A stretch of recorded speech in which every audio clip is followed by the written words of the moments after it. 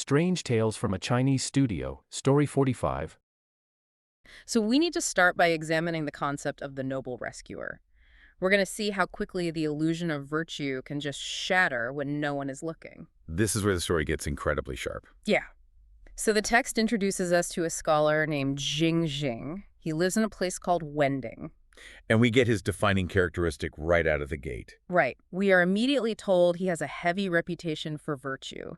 He is the ultimate pillar of the community. But to really understand Jing, we first have to meet his neighbor. Yes, a man named Chen. Chen is actually the one who initiates this entire chain of events. The setting for Chen's introduction is very deliberate, by the way. Yeah, set the scene for us. Well, it is dusk. It's that liminal space, where the rules of the day start giving way to the shadows of the night. Creepy already. Yeah, and Chen is walking through this desolate, overgrown graveyard filled with pine and cypress trees. And right in the middle of this total isolation, he hears a woman weeping, like inconsolably. It's a classic setup for a ghost encounter. Totally. So he investigates and he finds this horrifying scene. A young woman has thrown a rope over a tree branch. She is literally moments away from ending her own life. Right. Chen stops her, he pulls her down, and he asks her what on earth has driven her to this. Her backstory's just tragic. It is. She explains that her mother traveled far away, leaving her in the care of a male cousin. And she describes his cousin in a very specific way. She says he has a wolf's heart. A wolf's heart. Right. Basically meaning he was predatory, abusive, and entirely negligent. Yes. She was completely isolated, and she felt like death was her only escape. Now, we have to pause and look at the structural reality of this woman's situation in 17th century Qing Dynasty China, right? We really do, because it completely reframes her desperation. A young woman without the immediate physical backing of a family structure, like a father, brothers, or a husband, was in an incredibly precarious position. She had basically zero safety net. Exactly. Yeah. Social mobility or independent wealth for a woman of her status was virtually non-existent. So she isn't just sad or having a bad day, she is structurally trapped. Right. The wolf's heart cousin essentially represented a complete and utter failure of the patriarchal safety net she relied on for basic survival. She is completely untethered. So in comes Chen. He steps into this massive void, and he plays the savior. He plays the part perfectly at first. He does. He unties the rope, he talks her down, and he offers her a temporary safe harbor at his house. He brings her out of the graveyard and into his home. Yeah, and he lights a lamp. And under the illumination of that lamp, the whole dynamic just snaps. The lamp is such an important detail here. Because he sees that she is uniquely, stunningly beautiful. And within, moments of realizing this, he attempts to physically assault her. The lighting of the lamp is a classic literary device for revelation. Oh, interesting. It reveals the truth of the situation. Exactly. It reveals her physical duty, sure. But much more importantly, it completely exposes the absolute bankruptcy of his moral character. It honestly reminds me of, a corrupt fiduciary or one of those opportunistic, predatory lenders. That's a great analogy. Right, because it's not just that he did something bad. It's that he leveraged the specific vulnerability he was supposed to be protecting her from. He didn't see a human being in a moment of ultimate despair. No. He saw an unmonitored asset that had just conveniently fallen into his lap. So much for the noble rescuer trope. That is a much more accurate framework than simply calling him a hypocrite.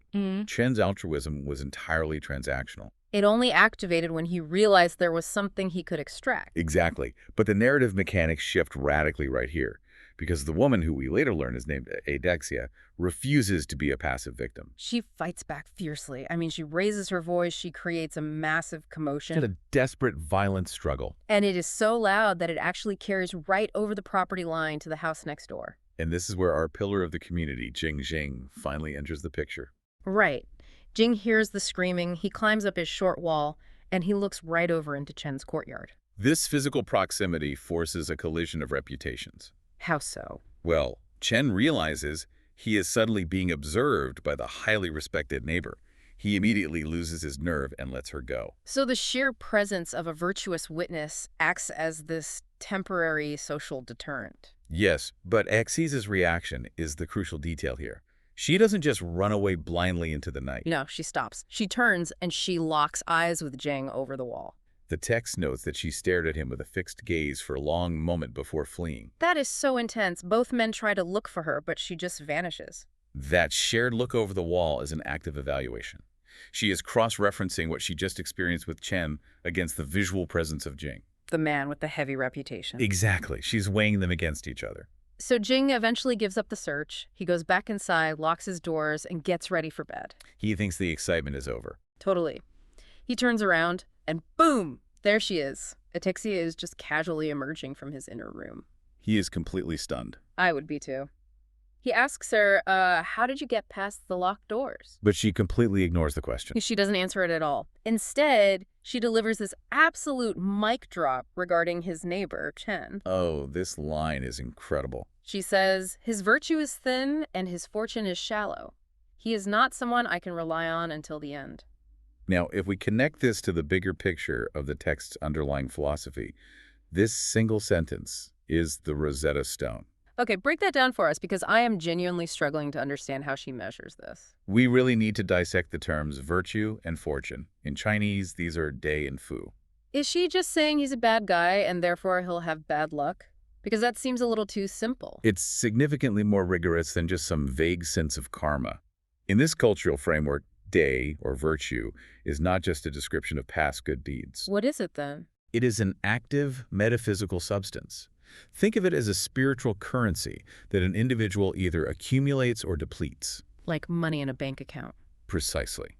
And Fu, which means fortune or destiny, is the direct corresponding result of that currency. Oh, wow. So they are linked. Yes.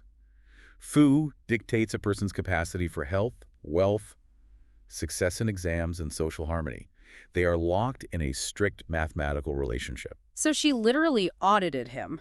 That's exactly what she did. She's acting as a cosmic loan officer. When she says Chen's virtue is thin, she means his moral account is practically overdrawn. Evidenced by his immediate predatory behavior in the house. Right. Therefore, his fortune, his actual capacity to provide a stable, protected life, is mathematically shallow. He's a terrible long-term investment. This makes so much sense. So she didn't flee merely out of physical fear. She fled because she ran the spiritual numbers and recognized that anchoring herself to Chen would result in cosmic insolvency. That is so wild. And by choosing to bypass the locked doors and appear in Jing's room, she is signaling that she has accessed his ledger as well. And his balance appears much healthier. Because of that heavy reputation. Jing is thrilled by this, obviously. He asks her name, she introduces herself as Axia from the Qi lineage, and they just immediately begin this passionate, highly secretive affair. But we need to pay attention, because from the very first night, Axia dictates every single boundary of this relationship. She is completely in control. And the parameters she sets are glaringly suspicious. The author provides a multitude of signals that the listener should be picking up on regarding her true nature. Right, like Jing is a popular scholar. During the day, his friends and colleagues are constantly coming over to study and debate. A very busy household. But whenever the sun is up and people are around, Axia retreats deep into the darkest, most hidden rooms of the house. She completely avoids sunlight and social interaction. Yeah, and after a few days, she tells Jing it's too noisy, and from now on, she will only visit him in the dead of night. And when he asks where she goes during the day, She gives this suspiciously vague answer about living, not far from here. this raises an important question. Why does Jing completely ignore these anomalies? Honestly, it's baffling. She appeared in a locked room. She has no verifiable family. She operates entirely in the shadows. Why doesn't he care? I'd argue it's a severe case of the halo effect combined with just sheer male ego. Ego is a powerful blinder. It really is. Jing is a man who is accustomed to being respected. When this stunning, mysterious woman rejects his neighbor and literally materializes in his bedroom, claiming he is the superior man, his ego just blinds him. He is completely swept up in the flattery of being chosen. He doesn't want to look too closely at the mechanics of the fantasy because the fantasy makes him feel powerful. That psychological blind spot is exactly what the cosmic bureaucracy relies on for its audits. It's a trap. It is. Jing's virtue has, up until this point, been completely untested. It is incredibly easy to have a heavy reputation for goodness when your life is stable and being good costs you nothing. Which brings us to the ultimate test of that virtue. Here comes the pivot. We are shifting from the secretive honeymoon phase to the brutal reality of Jing's actual life. Because Jing has a massive complication that he has been conveniently ignoring. A huge one. He is already married. Yes. He has a wife of 10 years. And we must examine how Axia forces the issue here. She doesn't issue a direct ultimatum. No, she offers an illusion of a massive upgrade. Exact. After a few days of this nocturnal arrangement, Axia tells him, our feelings are deep, but this illicit affair isn't proper. She plays the morality card. Right. She claims my father is actually a high-ranking official out in the western borderlands. Notice the specific bait she is using here. It's the promise of power. She says, tomorrow I am going to travel with my mother to find him, and I will secure their official permission for us to be legally, properly married. I'll be back in 10 days. She is offering legitimacy, immense wealth, and a direct connection to a high-ranking official family. She is offering to elevate his social status permanently. It's the ultimate shiny new object. But Jing has a wife. Right, so what does he do? Does he talk to his wife? Does he try to negotiate the complex social waters of, taking a secondary wife or a concubine? No. Here's where it gets really interesting and profoundly dark. It's infuriating. He decides the easiest way to clear the runway for Axia is to simply divorce the woman he has been married to for a decade. The calculation he makes is chilling. It really is. He anticipates that his current wife might be jealous of this new, beautiful, highly connected bride. So, to avoid his own future discomfort, he decides to preemptively destroy his wife's life. Wait, let me stop you there because I want to understand the actual logistics of this. Could a man in this era just wake up and say, hey, we're divorced without any real justification? No, absolutely not. The legal and social framework of the Qing dynasty was governed by very strict codes. Okay, so there were rules. Very rigid ones. There were specific legal conditions under which a man could divorce his wife, often referred to as the 7 out. The 7 out? What were those? There were 7 specific conditions, which included things like failing to serve the parents-in-law, barrenness, or severe illness. Wow, okay. You could not simply divorce a dutiful wife just because you found someone you liked better.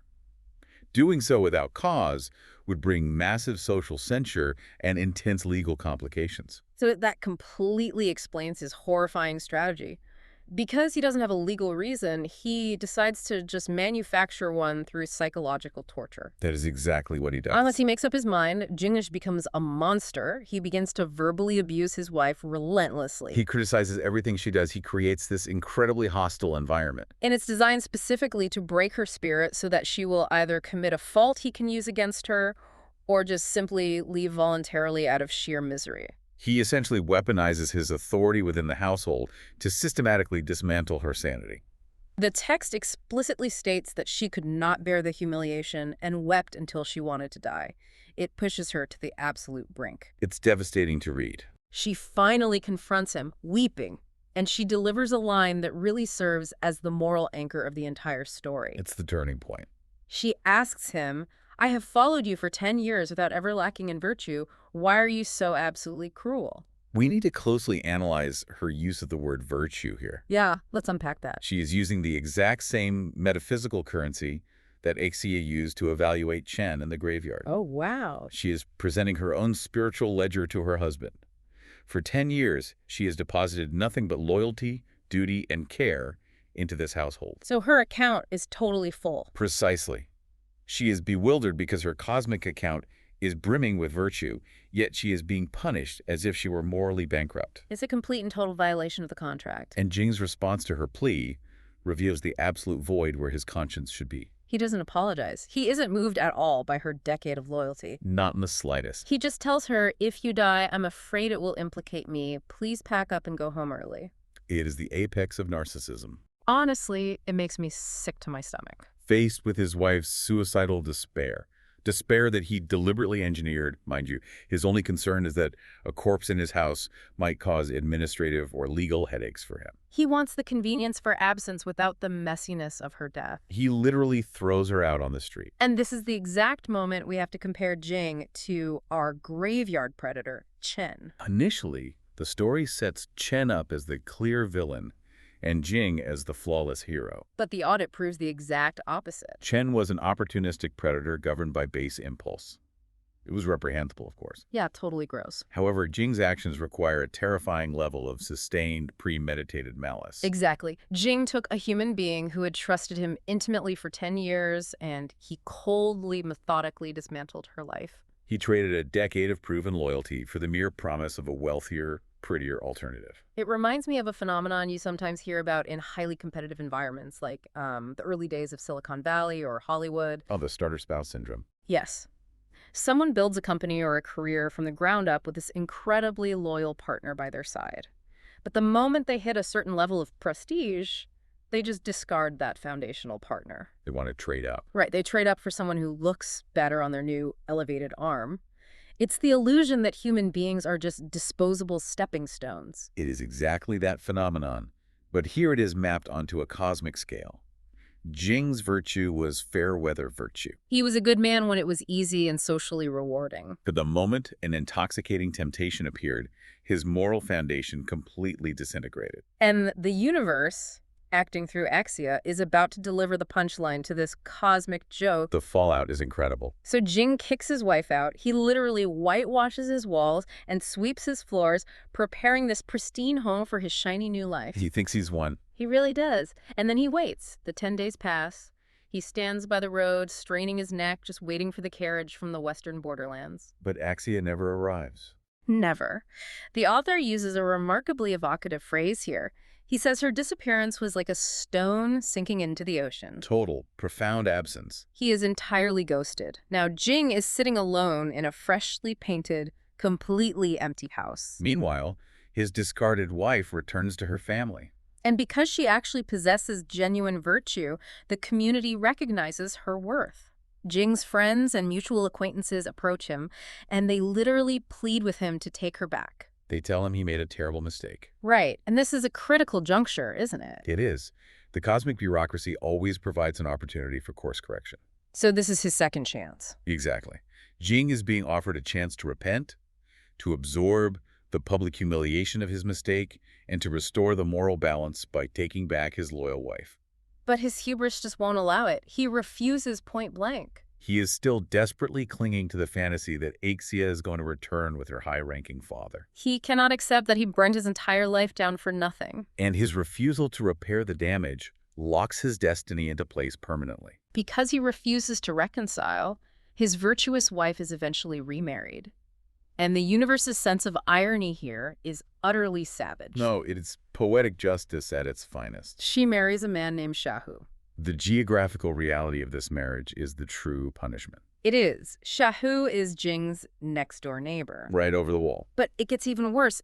Jing and Shahu don't just live next to each other. They're actually embroiled in a bitter generational feud over property lines. They despise each other. So Jing didn't just lose his supernatural fantasy. He didn't just lose his loyal wife. He actively delivered his loyal wife into the arms of his sworn enemy. And now he has to watch them live happily together right next door. It is a masterful, localized, karmic feedback loop. The very property lines he was so concerned with defending from Shahu have now become the boundary from which he must witness his own profound failure. And his enemy's sudden enrichment.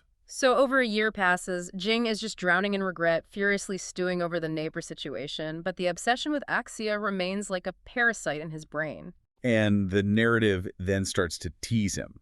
Yeah, we get this concept of the missed connection deployed here to really heighten his psychological destruction. Set the scene for the festival. So it's the sea god's birthday festival. The temple grounds are packed with thousands of people. There's thick incense smoke. Chaotic noise everywhere. Very disorienting. Jing is wandering through the crowd when he catches a glimpse of a woman who looks exactly like Axia. His heart must have stopped. He starts pushing through the throng, desperately trying to reach her. She moves out of the temple. He follows her. But the text says she floated away into the distance. He can never quite close the gap. Right, and he goes home absolutely exhausted and depressed. This sequence strongly reinforces her ethereal nature and his complete lack of agency. She is the manifestation of a destiny that is now permanently out of his reach.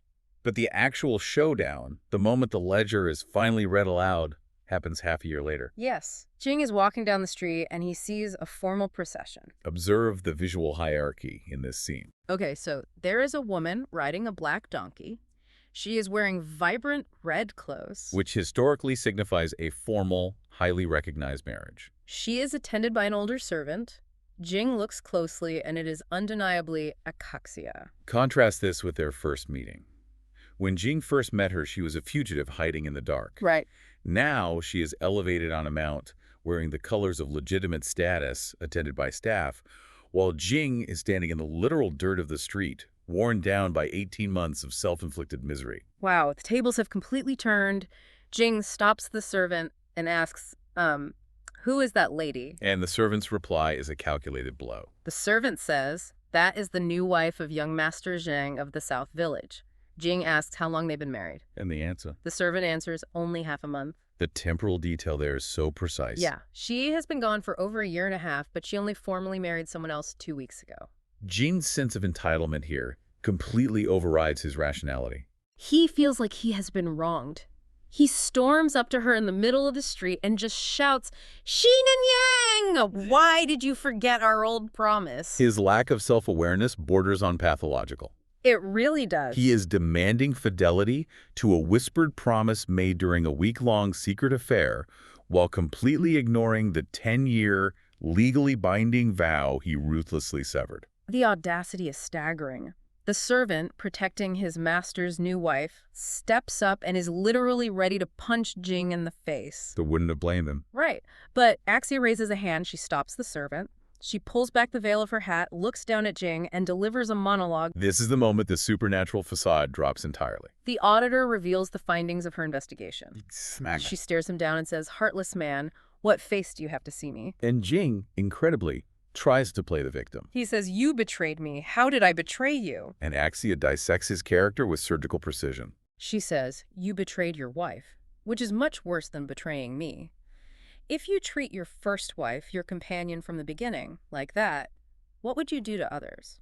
If we connect this to the broader philosophy of relational ethics, Axia is articulating that loyalty cannot be compartmentalized. Meaning you can't be loyal to one person while being horribly disloyal to another. Exactly. Character is holistic. Yeah. If a man demonstrates that he is willing to utterly destroy a foundational relationship the moment it becomes inconvenient or a better offer appears, then his core is fundamentally untrustworthy. Axia, acting with pure logic, realized that if she had married him, she would eventually become the old wife. She would inevitably be discarded the moment the next temptation arrived. She recognized that he didn't love her, he loved the upgrade she represented. But she doesn't stop at just psychological analysis. She pulls back the curtain on the actual mechanics of the universe itself. This part blew my mind. She says, previously, I only devoted myself to you because your ancestors had accumulated deep virtue and your name was listed on the laurel roster.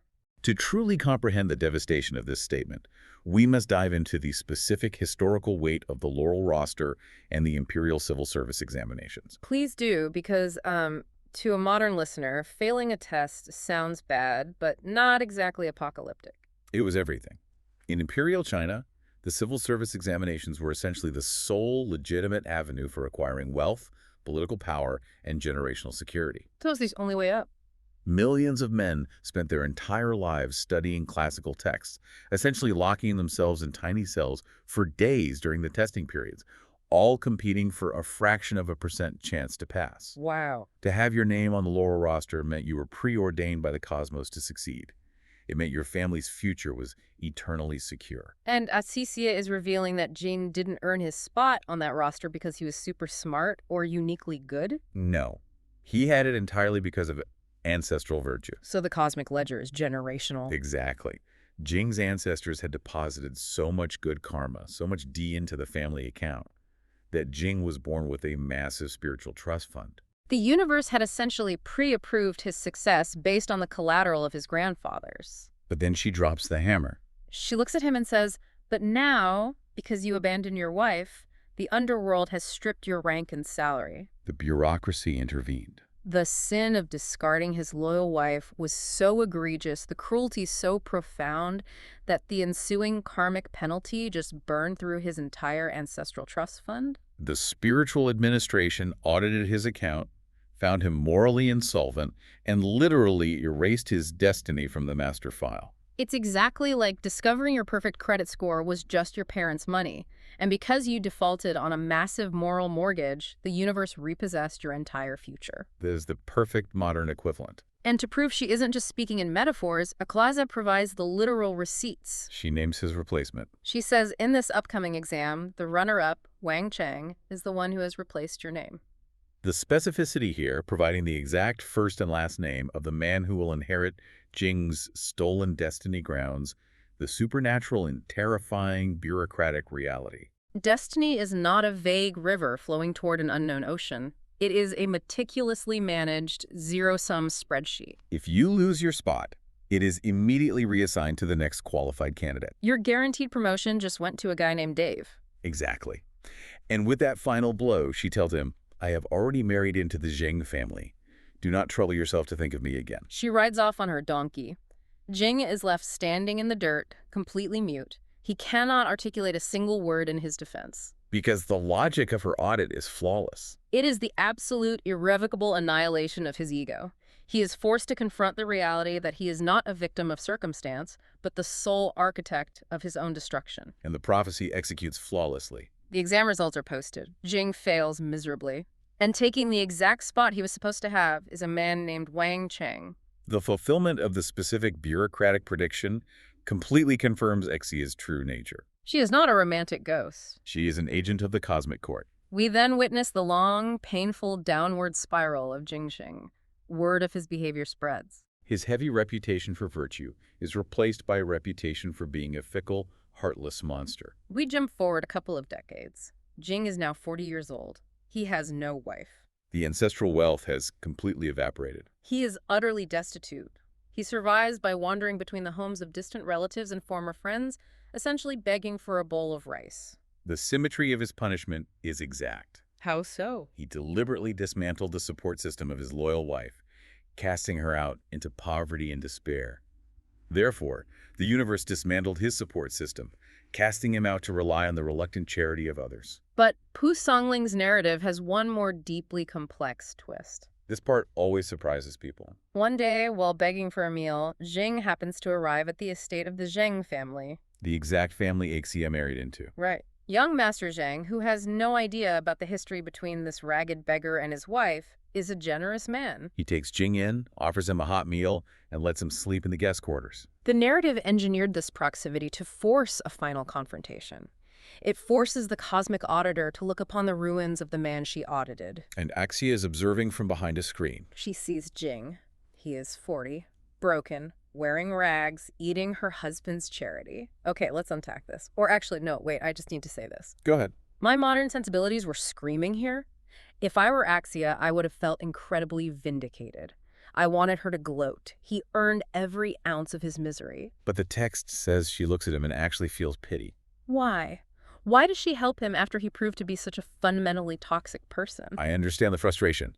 Modern audience often craves absolute punitive justice. A binary system where villains are crushed eternally without mercy. Yeah, burn him to the ground. But the philosophical framework of Liao Zaizi operates on a system of granular, precise accounting, not emotional vindictiveness. But hasn't his account been completely drained? Yeah. He lost his wife, his wealth, his destiny. Yes, he paid the massive penalty for his massive crime. But the ledger tracks absolutely everything. So she finds something else in his file. Axia goes to her husband, Zheng, and manipulates him slightly to ensure Jing is cared for. She says, "Before I married you, I sought refuge in his house during a time of trouble, and he fed and sheltered me." Which is true, technically. She continues, "Although his behavior is lowly, his ancestral virtue is not completely severed. He is an old friend of yours. You should show him some generosity." So she's looking at the minutia of the spreadsheet. Exactly. She is recognizing two specific data points. First, regardless of his later monstrous behavior, he did initially give her physical shelter when she fled the graveyard. Right, he took her in. That initial act of taking her in holds a tiny sliver of karmic weight that must be balanced. So the universe does not ignore a good deed just because a terrible one followed it. Exactly, they are tallied separately. Second, she notes that his ancestral virtue is not completely severed. Meaning there's still a little bit left. Yes, the penalty for his divorce burned up his own exam rank. But there are still a few residual pennies left in the generational account. It's a terrifyingly precise system. The universe says, you are a cruel husband, so you lose your career and your dignity, but you gave a stranger a roof for a week 20 years ago, so you get a minor rebate. It is exactly what prevents cosmic justice from becoming mere cosmic vengeance. There's a baseline level of objective balance. So Zheng, following his wife's advice, gives Jing a fresh set of clothes and lets him stay a few days. The true closure happens on his final night. Jing is alone in the guest room. A maid knocks on the door and hands him a staggering amount of money. 20 taels of silver. In the economic context of the time, 20 taels was a transformative sum for a destitute man. It was enough to buy property or establish a modest livelihood, and the money comes with a voice outside the window. Is Axia speaking to him one last time? She says, "These are my private savings. I am giving them to you to repay our old affection. Take this money and go find a good woman to marry." This is the final reconciliation of the ledger. By giving him this silver, she's explicitly repaying the debt of shelter. Once he accepts this money, she owes him absolutely nothing, spiritually or temporally, for the rest of eternity. The account is closed. But she leaves him with one final prophecy. She says, "Fortunately, your ancestral virtue is thick enough that it will still extend to your descendants, but do not act recklessly anymore and shorten your own life." It is a profound warning. She is confirming that the ancestral trust fund has just enough left to bless his future child. But if Jing commits one more significant karmic violation, he will bankrupt his bloodline entirely. Jing is overwhelmed. He takes the silver, goes home, and actually listens to her. He uses the money to buy a maid from a wealthy family to act as his wife. But the universe gets one last perfectly tailored karmic jab in. The text describes the woman he buys as very ugly and fiercely temperamental. The irony is immaculate. He threw away a beautiful, deeply loyal wife for the illusion of a perfect, supernatural fantasy. His final permanent reality is a partner who is physically unattractive and emotionally terrifying. He receives exactly the functional domesticity he requires to survive, devoid of any of the grace or beauty he felt entitled to. He has to spend the rest of his life walking on eggshells around a terrifying spouse. But miraculously, the prophecy holds. This fierce wife eventually gives him a son. And decades later, that son grows up, takes the civil service exams, and passes, proving that the tiny remnant of ancestral virtue did indeed survive to save the next generation. The bureaucratic machinery executed the plan exactly as Axia predicted. But we cannot end this without the final spine-chilling reveal. This is where everything clicks into place. We learn the fate of Zheng, the man Axia formerly married. Zheng goes on to have an incredibly successful, highly virtuous career. He becomes a powerful official in the Ministry of Personnel. Eventually, he lives out his natural life and dies. Axia, playing the role of the dutiful, high-status widow, accompanies his coffin on the long, mournful journey back to his ancestral hometown for burial. It is the absolute picture of Confucian propriety. A successful life, a dutiful wife, a proper burial. Until they arrive. When the procession reaches the hometown, the servants step forward to open Axia's carriage to help the grieving widow step down.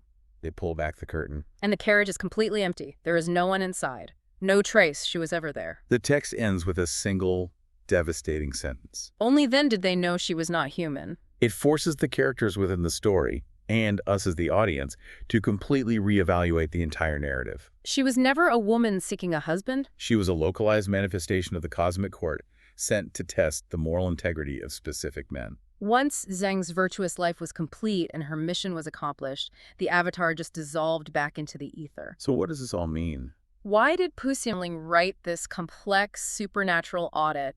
At the very end of the text, he steps out from behind the narrative to give us his direct thesis. He writes, alas, when a man lacks goodness, discarding the old to plot for the new, in the end, the eggs are overturned and the birds fly away. The retribution of heaven is indeed tragic. Discarding the old to plot for the new.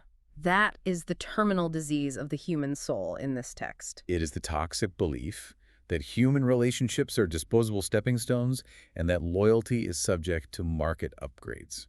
The supernatural elements here aren't designed to make you afraid of the dark. They're designed to make you terrified of your own selfishness. It is a glaring warning. You might think you can neatly trade in a loyal partner, a devoted friend, or a foundational colleague for a shinier, more prestigious model, and you might think you've gotten away with it because society didn't immediately punish you. But the universe is keeping meticulous receipts. And when the audit finally arrives, the fair weather virtue you project to your neighbors will provide absolutely zero protection. I want you to sit with that.